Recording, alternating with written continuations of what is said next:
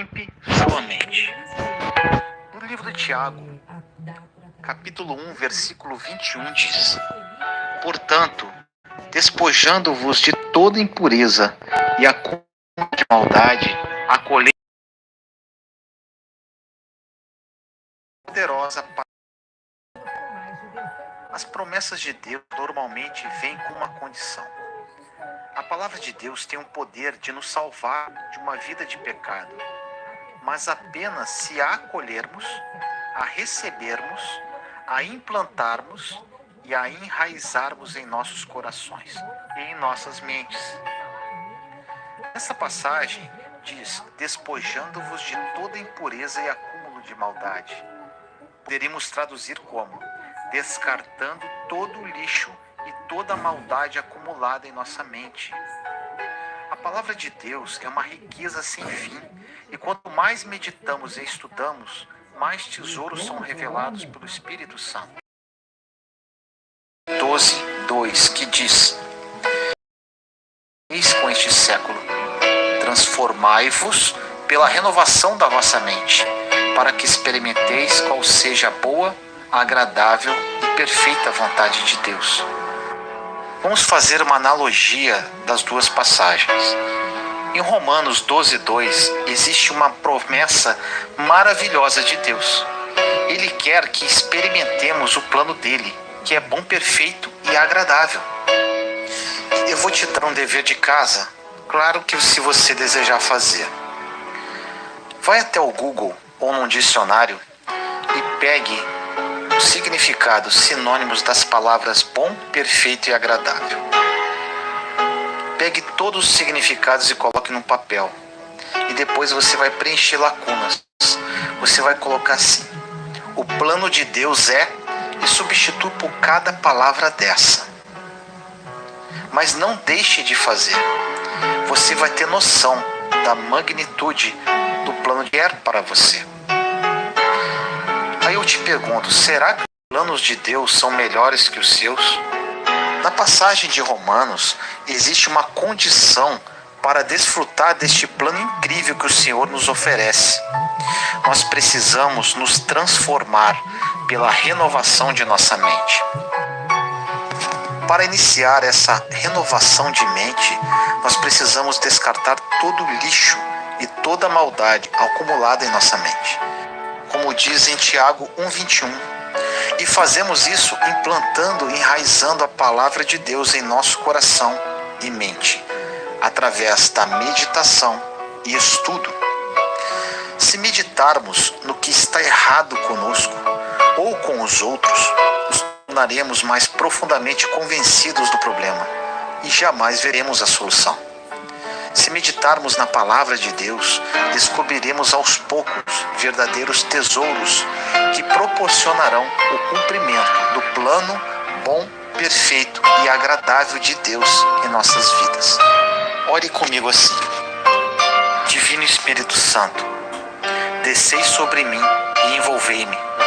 Enche-me com pensamentos de paz e espírito de harmonia. Não deixe surgir em mim pensamentos agressivos, nem sentimentos de ansiedade, tristeza ou ódio. Expulsai da minha mente e do meu coração todos os pensamentos e sentimentos sombrios, da mesma forma que a brisa matinal, surgindo com os primeiros raios de sol, dissipa completamente a neblina formada durante a noite. Atendei, Senhor, a esta minha prece. Sinto que o Espírito Santo está dentro de mim e ilumina todo o meu ser. Que toda a meditação da palavra de Deus seja enraizada dentro do meu ser. Tomo neste momento a decisão de nunca mais proferir palavras más, sombrias ou negativas.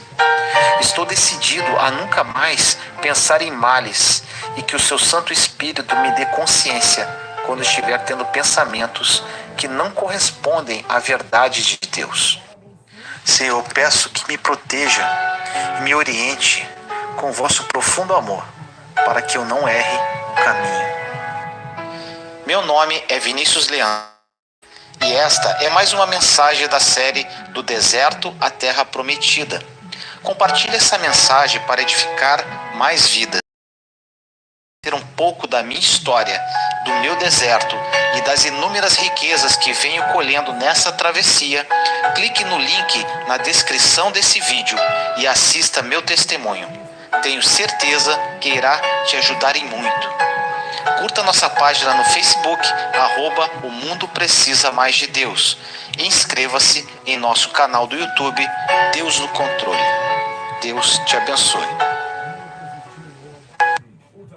Profissional de marketing, tá ficando lotado nas redes sociais e nas pesquisas? Conheça a publicidade nativa. Eu tinha um cabelo muito frágil.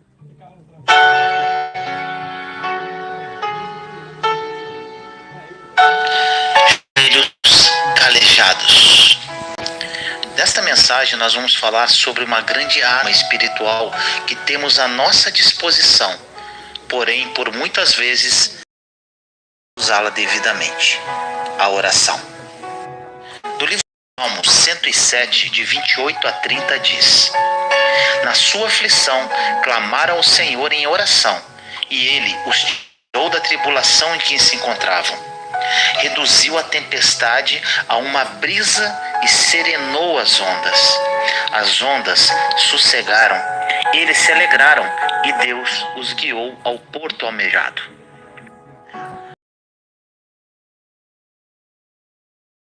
Responda: o que não pode ser feito pela mão do Todo-Poderoso? Responda: o que pode ser feito pelos braços fracos? Responda: nosso Deus pode derrubar a cortina de ferro em um dia. Ele pode converter uma nação em uma hora. Todo o oceano cabe na palma de sua mão. Ele é o Eu Sou. Então, clame por Ele, creia nele. O maior exemplo de um homem de oração foi o nosso Senhor e Salvador. Jesus foi um homem de oração. Você vai entender a importância da oração na vida de Jesus, o que nos faz concluir que, se a oração era tão importante para o Filho encarnado do Deus vivo, então quanto mais deve ser a oração para nós? O quanto mais devemos depender da oração? Jesus viveu uma vida de oração. Essa é a primeira coisa que você tem que entender hoje e priorizar em sua vida. No livro de Lucas, capítulo 5, versículo 16 diz: Mas Jesus retirava-se para lugares solitários e orava.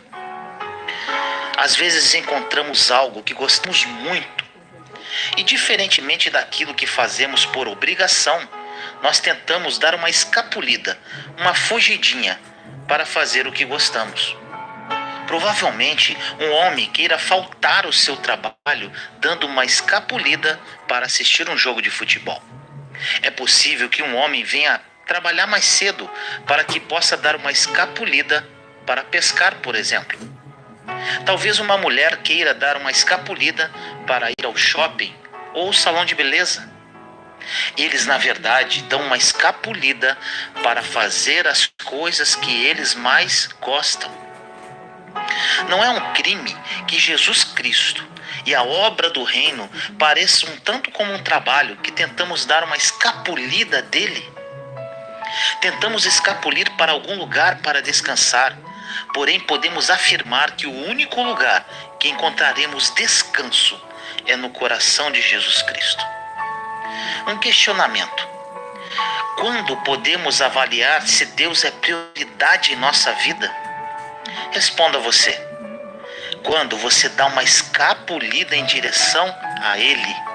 Quando você diz: tem tantas coisas para eu fazer, tanto trabalho que eu não quero. É chegada a hora em que o Filho do Homem há de ser glorificado. Diz: tem tantas coisas que eu não quero fazer.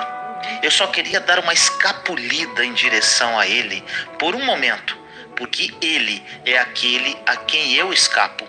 Ele é o lugar onde eu descanso. Quando a oração se torna um enfado, não estamos agindo como Cristo. Não estamos sendo como Jesus. Está escrito que Ele se retirava para os desertos e orava.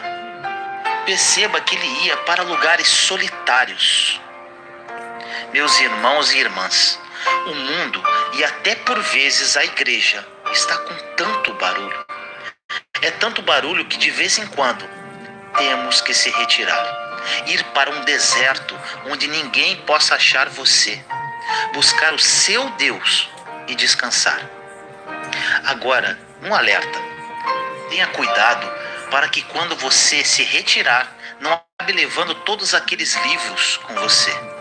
Aqueles que falam que Jesus Cristo pode se tornar apenas um protagonista de uma obra literária, uma hermenêutica adequada, uma coisa a ser estudada ao invés de uma pessoa a ser amada. Jesus se retirava. Em Mateus 14:23, tendo despedido a multidão, subiu sozinho a um monte para orar. Sozinho. Alguém pode dizer: por que Jesus precisava orar tanto? Ele era o Filho de Deus encarnado. Olha a tolice desta pergunta. Será que seria possível que ele quisesse sempre se retirar e sós com Deus, porque ele simplesmente o amava? No livro de Lucas 6, 12 e 13 diz: num daqueles dias Jesus saiu para o monte e passou a noite orando a Deus. Ao amanhecer chamou seus discípulos e escolheu 12 deles, a quem também designou como apóstolos. Depois de escutar esses versículos, deixa eu te fazer uma pergunta.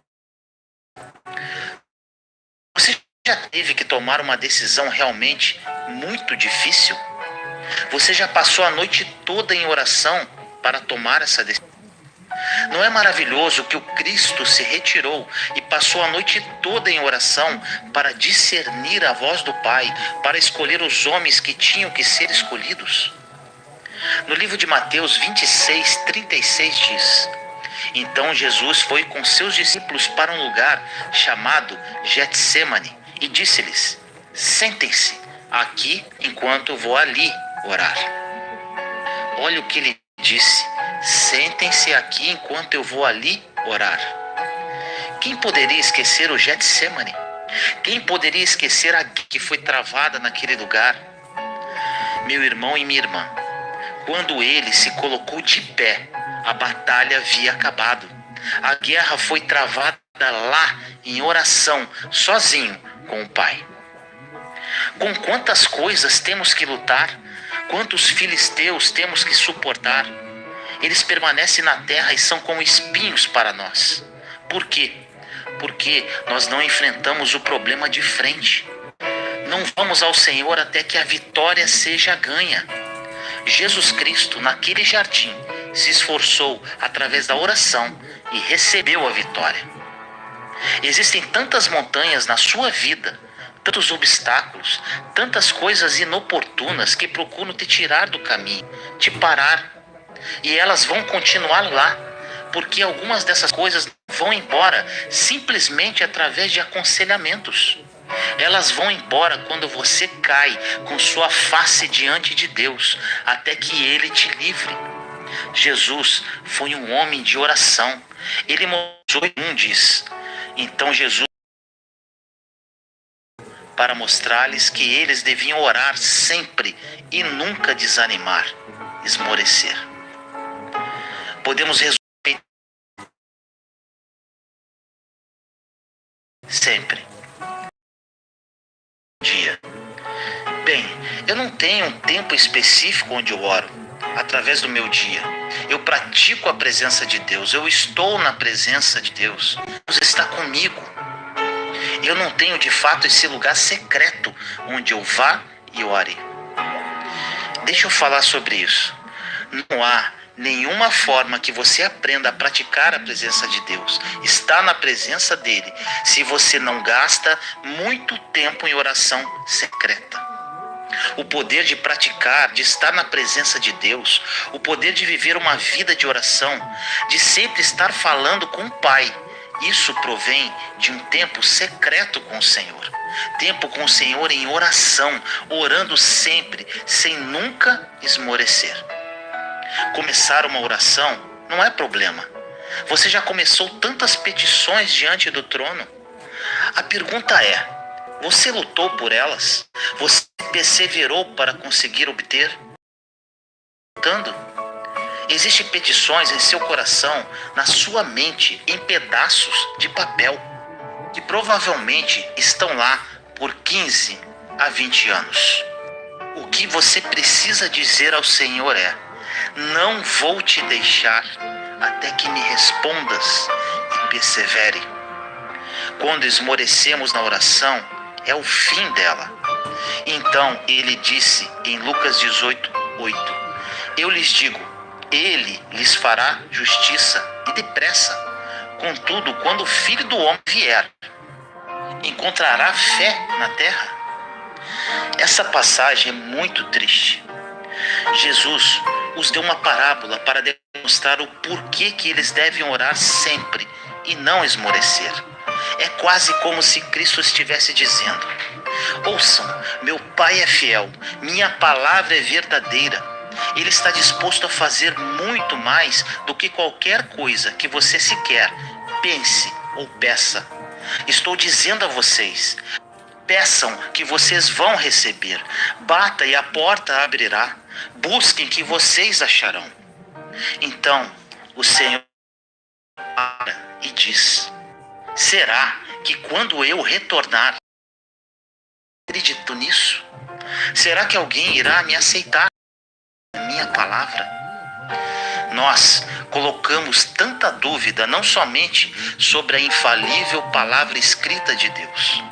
Colocamos muitas dúvidas no caráter de Deus, quando nós não tomamos proveito corajosamente das promessas, ou não temos nenhum prazer pelo avanço do seu reino, ou de certa forma acreditamos que ele possa avançar através das nossas próprias vontades ou do poder do intelecto. Meus queridos irmãos e irmãs em Cristo, chegou o grande momento. Chegou o momento de amadurecermos espiritualmente e fazer o nosso papel de cristão aqui nesta terra. Chegou o momento de realmente acreditar no que a palavra de Deus nos ensina. Chegou o momento de parar de brigas entre denominações e religiões.